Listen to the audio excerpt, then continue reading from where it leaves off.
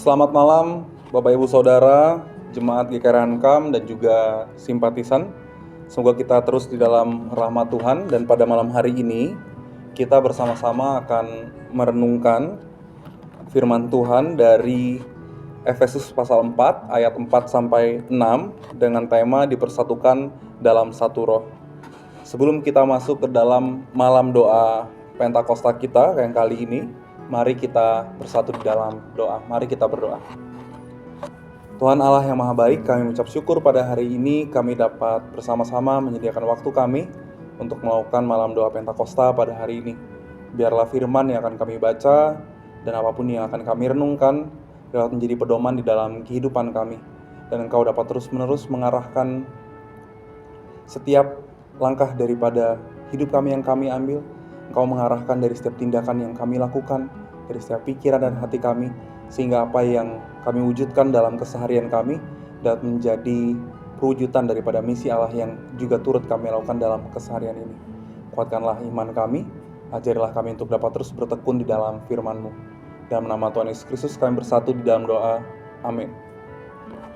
Saya akan bacakan ayat pembacaan kita pada hari ini dari Efesus pasal 4 ayat 4 sampai dengan yang ke-6.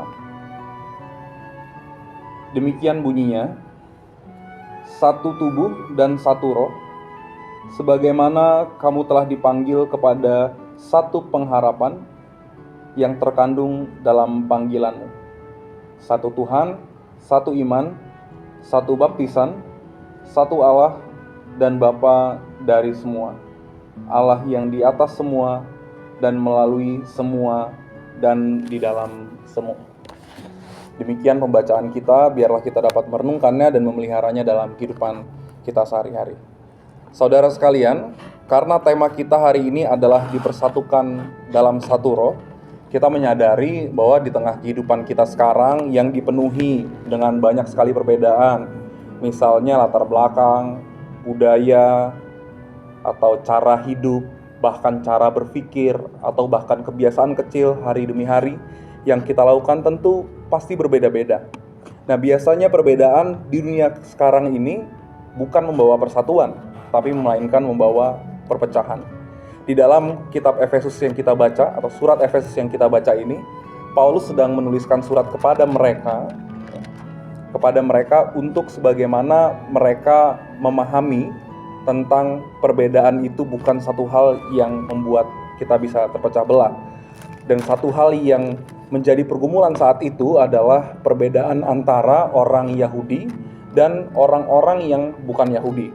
Oleh sebab itu kalau kita lihat di pasal 3, perikopnya berjudul Rahasia Panggilan Orang-orang Bukan Yahudi. Jadi memang sulit sekali pada saat itu, belum terbiasa sebagaimana orang Yahudi memahami keselamatan dan Mesias itu adalah milik mereka, apalagi mereka yang bersunat. Maka Paulus dengan sengaja menulis surat kepada jemaat-jemaat di Efesus tentang rahasia panggilan orang-orang bukan Yahudi. Artinya, orang-orang bukan Yahudi yang menjadi Kristen atau yang ikut Kristus saat itu juga mendapatkan keselamatan yang sama, atau mendapatkan hidup baru yang sama dari Mesias yang biasanya eksklusif buat orang Yahudi saat itu. Nah, maka dari itu kita bisa melihat bagaimana Paulus di dalam pasal 4 berkata bahwa kita ini adalah satu, atau kalimatnya kita bisa baca pada ayat yang keempat, satu tubuh, satu roh, sebagaimana kamu telah dipanggil kepada satu pengharapan. Lalu ada kata satu Tuhan, satu iman, satu baptisan, ada kata satu Allah dan Bapa. Ada sekitar 7 kali di mana Paulus merujuk kepada kesatuan kehidupan kekristenan kita. Oleh sebab itu, kalimat ini atau ujaran Paulus ini kepada jemaat di Efesus meminta mereka supaya mereka tidak terpecah belah.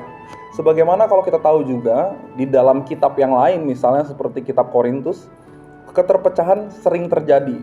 Tidak hanya berkaitan soal orang Yahudi dan orang yang non-Yahudi, tapi juga persoalan perbedaan karunia, persoalan perbedaan pengajaran, dia murid atau dia mendengar khotbah dari siapa, itu juga bisa menjadi satu perdebatan.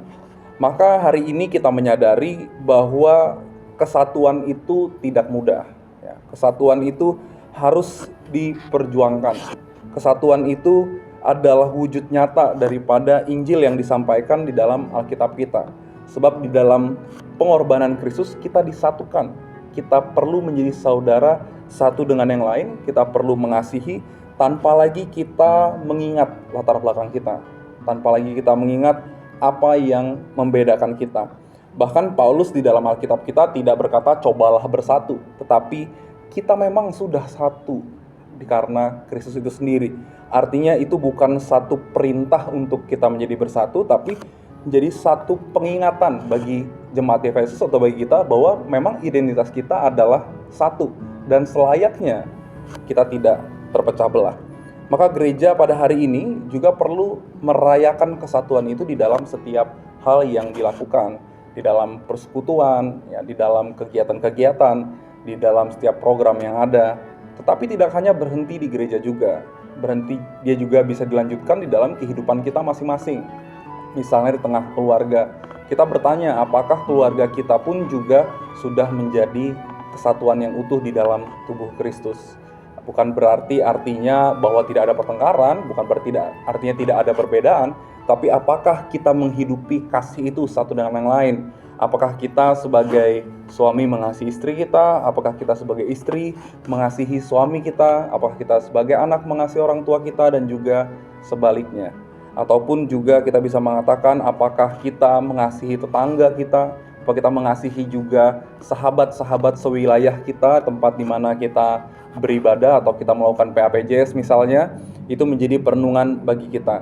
Sehingga apa yang kita lakukan bukanlah upaya untuk pemecah-mecahan atau upaya untuk membuat satu pertengkaran atau satu hal yang membuat kita bisa tercerai-berai, tetapi usaha kita sebagai umat Kristiani adalah usaha rekonsiliasi yang mempersatukan kembali. Selayaknya Kristus mempersatukan kita kepada Sang Ilahi, maka biarlah kita juga mempersatukan dan memperdamaikan diri kita terhadap sesama kita juga. Biarlah kita merenungkannya di dalam kehidupan kita sehari-hari ini, dan biarlah malam ini juga kita mulai melakukannya. Mari kita bersatu di dalam doa. Mari kita berdoa. Tuhan Allah yang Maha Baik, kami menyadari bahwa di tengah pergumulan sebagai umat Kristiani yang juga adalah manusia dengan manusia yang lainnya, seringkali terjadi perbedaan, seringkali terjadi perselisihan, seringkali terjadi kesalahpahaman, seringkali terjadi hal-hal yang mungkin bisa membuat kami terpecah belah. Tapi biarlah ayat dan firman pada hari ini mengingatkan kami bahwa kami memang sedarinya adalah satu, menjadi satu tubuh di dalam Kristus. Dan sebagaimana itu kami mencoba dan kami berusaha terus untuk menjaga kesatuan tersebut, sehingga kami menjaganya dengan penuh kasih. Kami merawat relasi kami satu dengan yang lain di gereja, di keluarga, dimanapun kami bertemu dengan sesama kami.